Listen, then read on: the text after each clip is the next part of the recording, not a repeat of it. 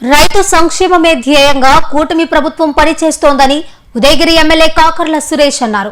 శనివారం ఉదయగిరి మండల కేంద్రంలో జరిగిన అన్నదాత సుఖీభవ పీఎం కిసాన్ 3వ విడత నిధుల పంపిణీ కార్యక్రమంలో ఆయన పాల్గొన్నారు. ఈ సందర్భంగా రైతులకు ఆర్థిక సాయాన్ని అందజేశారు. రైతు బలంగా ఉంటేనే దేశం బాగుంటుందని, చంద్రబాబు ప్రభుత్వం ఒక్కో రైతు ఖాతాకు 6,000 జమ చేస్తూ అండగా నిలుస్తుందని ఆయన పేర్కొన్నారు. రైతు సంక్షేమమే ధ్యేయంగా కూటమి ప్రభుత్వం పనిచేస్తోందని ఉదయగిరి ఎమ్మెల్యే కాకర్ల సురేష్ అన్నారు. శనివారం ఉదయగిరి మండల కేంద్రంలో జరిగిన అన్నదాత సుఖీభవ పీఎం కిసాన్ 3వ విడత నిధుల పంపిణీ కార్యక్రమంలో ఆయన పాల్గొన్నారు. ఈ సందర్భంగా రైతులకు ఆర్థిక సాయాన్ని అందజేశారు.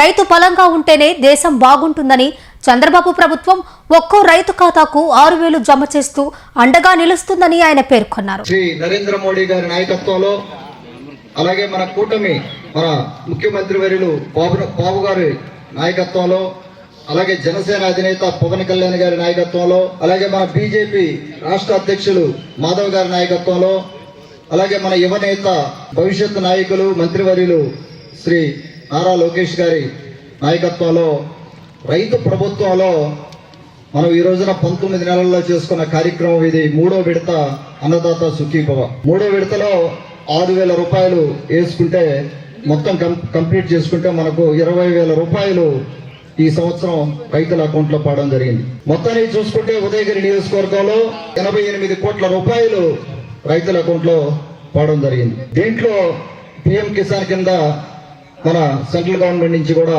వారు కూడా ప్రతి ఇన్స్టాల్మెంట్ కి, రైతు ప్రభుత్వంలో మన ప్రభుత్వం రాగానే రైతుల పట్ల ఎవరికి నిజంగా ఆదరణ ఉంది, రైతుని ఎలా ఆదుకోవాలని తెలిసిన నాయకులు మన బాబు గారు. మీరు ఒకసారి చూస్తే 150 చెరువులు ఉన్నాయి మనకి ఇక్కడ.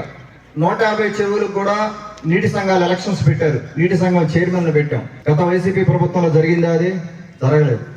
చెరువులు గాలికి వదిలేశారు. నీటి సంఘం చైర్మన్లు పెట్టుకొని 11 కోట్ల రూపాయల ఖర్చు ఆల్రెడీ చేస్తున్నాం మనం. ఈ రోజున 11 కోట్ల రూపాయల ఖర్చుతోటే ఆ చెరువులన్నింటినీ రిపేర్ చేసుకుంటున్నాం. మరి ఇంకొక 15 కోట్ల రూపాయలకి రిప్రజెంటేషన్ ఇచ్చున్నాం. అవి కూడా రాబోతున్నాయి. అవి కూడా ఇస్తే అవి కలుపుకొని మనం చెరువులన్నీ రిపేర్ చేసుకునే పరిస్థితి. నీరు సక్రమంగా టైంకి ఇస్తున్నాం. సోమశల్ నుంచి దేవుడి దయ వల్ల వర్షాలు పడ్డాయి, నీళ్లు మెరుగైంది. అన్నదాత సుఖీభవ అవ్వచ్చు, రైతులకి ట్రైనింగ్ ఇవ్వడం అవ్వచ్చు, రైతు పనిముట్లు అవ్వచ్చు, ప్రతి ఒక్కటి కూడా రైతు గురించి ఆలోచన చేసే పరిస్థితి. ప్రకృతి వ్యవసాయం వారు అక్కడ ఒక చిన్న ప్రెజెంటేషన్ ఇచ్చారు.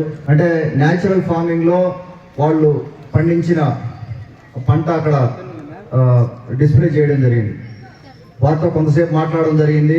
వారికి కొన్ని సూచనలు చేయడం జరిగింది. చాలా కష్టపడుతున్నారు వాళ్ళ ప్రయత్నం వాళ్ళు చేస్తున్నారు.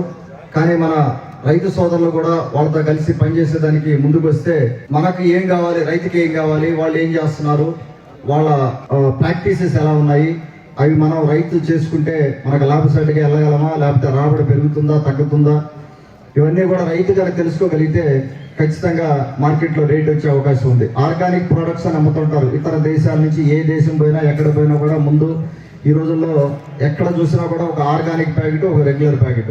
ఆర్గానిక్ ప్యాకెట్ అంటే ఇప్పుడు మన వాళ్ళు చేసేది నేచురల్ ఫార్మింగ్ వ్యవసాయంలో ఏ ఫెర్టిలైజరు ఏ కెమికల్ వాడకుండా పండించేది ఆర్గానిక్ ప్రోడక్ట్. దానికి రేట్ ఎక్కువ ఉంటుంది.